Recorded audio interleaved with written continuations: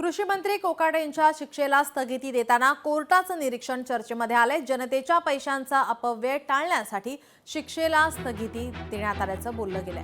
शिक्षेला स्थगिती दिली नाही तर कोकाटे अपात्र ठरतील। पुन्हा निवडणूक घेण्याची वेळ आल्यास जनतेचाच पैसा खर्च होईल।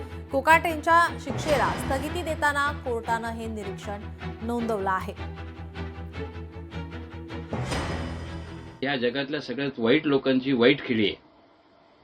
आता जजनी काय निकाल दिला त्याला वरिष्ठ कोर्ट आहे, पण ज्या घाईगर्दीमध्ये दिला, जे लोक आहे त्यांना तिथे बाजू मांडून दिले नाही। सरकारच्या कोट्यातून खोटं सांगून जर समजा सदनिका घेतो 2 नंतर 4, एका बाजूला तो सांगतो की माझं 30,000 रुपये उत्पन्न आहे आणि एक बाजूला सांगतो की मला 30 लाख रुपये हप्त्याला वाटायला लागतात, त्याकरता मला बंदुकीचं लायसन द्या।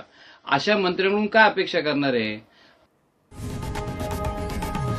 लोकशाही मराठी ऐका, पहा, जागरूक रहा।